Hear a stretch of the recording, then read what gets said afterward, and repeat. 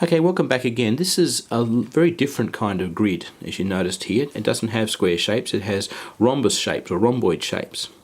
And it's designed so that when you look at the grid here, if you look at a straight line going all the way across, these rhomboid shapes that go up here on an angle like that go at an angle which is equal on both sides, and that angle is around about 30 degrees.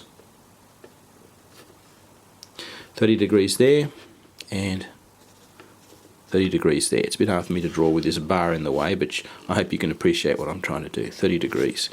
So there's an equal angle on both sides, and this particular type of engineering drawing is called an isometric drawing. Isos, Greek word meaning equal, and metros to measure. So it's an equal measure, two different angles, and we can use this to draw a pictorial or a view of something which gives you a view as though it would look in real life, where you can't see behind things, you can't see around corners, you just see what it looks like in real life. And I'm going to draw my trinket box here, lid, in what it would look like in real life. Now, how am I going to do that? Well, using this grid. Okay, let's do exactly what we did with the flat grid in the orthographic projection before. Let's pick a point and say, okay, from here, I'm going to draw a square. So this point here, let's just take it, so I've set it up already here now. I'm going to draw a square shape, and I want the square to be 140 millimeters square. Now, I'm going to count out in typical fashion. I'm going to use that half scale that I used before. So my scale will be 1 to 2. And each one of these little spaces is going to be equivalent of 10 millimeters or 1 centimeter. So let me count out 14. So there's 1, 2, 3, 4, 5, 6, 7, 8, 9, 10, 11, 12, 13, 14. Okay, so that's one side. Now I'm following along this diagonal line because I want the shape to look like it's on an angle to give depth. Now I do the same up the other side, and I pop up to here. And that's exactly where I need to go. So now I'm going to draw this line across, like that. And I know it's going to be 12 millimeters up, so I'm going to count 2 of these spaces. Now when you're going up, just pretend that you're counting up each one of these divisions. Go up there, that's 10 millimeters, that'll be 20 millimeters. We're actually only going to be 12 millimeters, aren't we? So it's just going to arrive to about there. Now I'm going to transfer this line all the way across up to here, 12 millimeters. There it is there. I'm going to do the same down here, 12 millimeters there. Draw the line down. And that'll represent the top edge of my drawing. I'm going to transfer this line across. I'll count it up here. The same thing. So I create a parallel line, parallel to this one.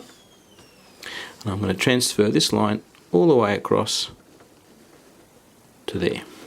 Do the same down this side. And there I have my flat shape. Now you notice it's looking like a 3D shape, which is pretty good. I've shown you a representation just above over here what the final drawing could look like. So you get a feel for that's where we're going with it. But let's go back to what we're working on here now. Alright, so we've got our flat shape, and we know it's roughly the same dimensions as we measured before on the flat grid, but this time we're following the diagonal lines. Alright, now, if we were to move all the way across, these are our edges. If I wanted to, I could say dot this line over here and give you a hidden view of what would be like if we looked at that bottom edge with X-ray vision and saw that bottom edge popping out all the way around. That's what it would look like, and there'd be a little back edge down here. So all these edges are parallel, but now they're on an angle. And this is called an isometric drawing. Isometric drawing. And the feature of isometric drawings is the viewing plane, or the window through which you look at the object, is tilted back at 30 degrees from the horizontal in both directions. There's your 30-degree angles there. And there's the horizontal. So 30 degrees there, 30 degrees there. Alright, now, let's just suppose I want to create a chamfer, as I described to you before. I want my chamfer to come in from the bottom edge by 10 millimeters. Well, if that were the case, all I need to do is to go to an edge over here, and let's go to this edge here and go my grid spacing. Now, I'm up here I'm up a little bit higher than normal, but I would go a standard grid spacing. So there's the grid spacing. If I go from here, take that grid spacing across, probably brings me to about there. Now, it's a bit more than that, so it's 12, so I take it a little bit more. So that's, if I draw in through here and create a little square, that point there is 10 millimeters in on either side. So I'm going to, or 12 millimeters I should say, in on either side. I'm going to draw a light line all the way across and trace it down this end here. Stop, count in from here, 2 squares, or just a bit more than, I should say 1 square and a little bit for my 12 millimeter square there. Draw the line across, make a touch there, and then join it with this other line. So that's like, we use the marking gauge to mark in inside edges, so we knew how much to plane. Well, that's my marking gauge line. I'm going to do the same down here, and I'll end up with a line that goes down across there, all the way across down here. And these lines now, looks a bit complicated, but these lines give me my edges that I'm going to plane on. So from this inside edge here, I'm going to see an edge flowing down there. I'm going to see an edge coming down here. I'm going to see an edge flowing down to there. And then it's going to go, oh, beg your pardon, it's going to go to here.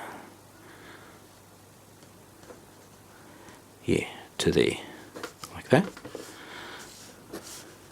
Like this.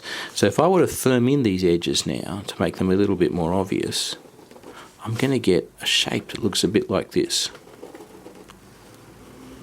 Now I'm making them a bit darker so it's clear, the shape. The other lines, which are called the light lines that I drew earlier on, they're called construction lines, and you use them to build up the shape that you're planning on doing. And the heavier lines are outlines. Alright, so